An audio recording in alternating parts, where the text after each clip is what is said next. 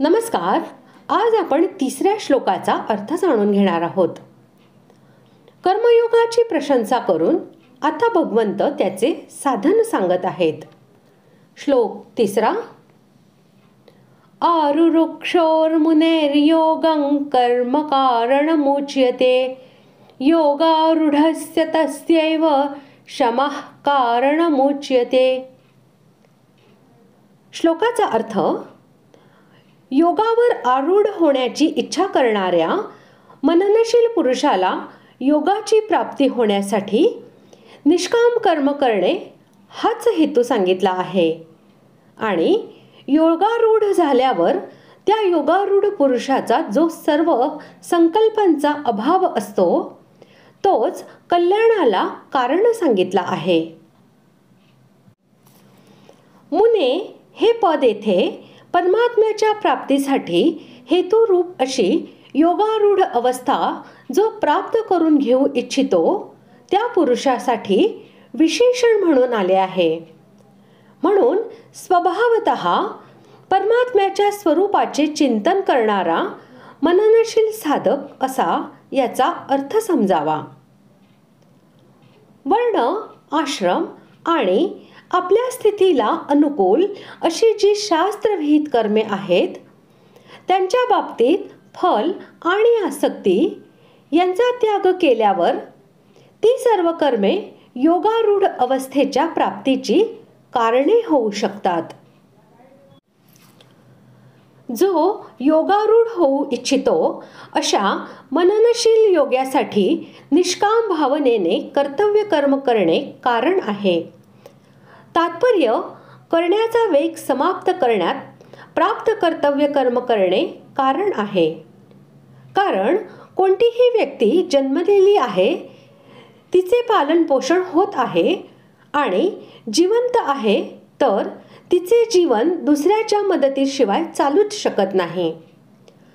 त्याच्याजवळ शरीर, इंद्रिये, मन, बुद्धी आणि अहंपर्यंत अशी कोणती वस्तू नसते जी प्रकृतीची नाही.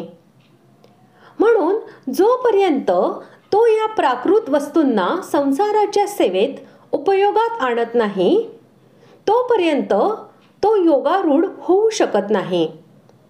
अर्थात समतेमध्ये स्थित होऊ शकत नाही. कारण प्राकृत सर्व वस्तूंची संसाराशी एकता आहे, आपल्याशी ऐक्य नाहीच. प्राकृत पदार्थात जो आपलेपणा दिसतो त्याचे तात्पर्य त्यांना दुसऱ्यांच्या सेवेत उपयोगात आणण्याचे दायित्व आपल्यावर आहे. म्हणून त्या सर्वांना दुसऱ्यांच्या सेवेत उपयोगात आणावयाचा भाव असल्याने संपूर्ण क्रियांचा प्रभाव संसाराकडे होईल आणि तो स्वतः योगारूढ होईल. हीच गोष्ट भगवंतांनी दुसऱ्या ठिकाणी अन्वय व्यतिरेक पद्धतीने सांगितली आहे की यज्ञासाठी अर्थात दुसऱ्यांच्या हितासाठी कर्म करणाऱ्यांची संपूर्ण कर्मे लीन होतात. अर्थात किंचित मात्रही बंधनकारक होत नाहीत. आणि यज्ञाव्यतिरिक्त अर्थात आपल्यासाठी केली गेलेली कर्म बंधनकारक होत असतात. योगारूढ होण्यात कर्म कारण का आहे? कारण फलाच्या प्राप्ती अप्राप्तीत आपली समता आहे अथवा नाही त्याचा आपल्यावर काय परिणाम होतो याचा पत्ता तेव्हाच लागेल जेव्हा आपण कर्म करू. समतेची ओळख कर्म केल्यानेच होईल. तात्पर्य: कर्म करताना आपल्यात समता बाळगली, राग द्वेष उत्पन्न झाले नाहीत तर ठीक आहे, कारण ते कर्मयोगाला कारण झाले. परंतु जर आपल्यात समता राहिली नाही, राग द्वेष उत्पन्न झाले तर आपला जडतेशी संबंध झाल्याने ते कर्म योगाला कारण होत असते. असतशी संबंध ठेवल्यानेच अशांती उत्पन्न होते. याचे कारण असे आहे की असत पदार्थाशी स्वचा संबंध एक क्षणही राहू शकत नाही आणि राहतही नाही. कारण सदा राहणारा आहे आणि शरीरादी संपूर्ण पदार्थ प्रतिक्षण अभावात जात आहेत.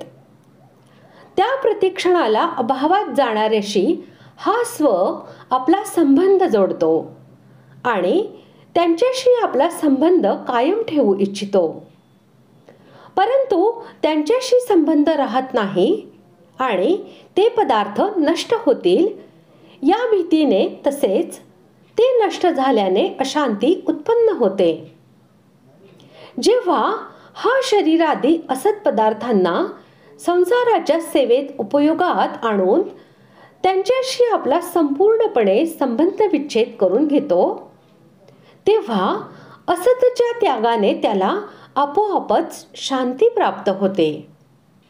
जर साधक त्या शांतीचेही सुख घेऊ लागला तर तो बांधला जाईल.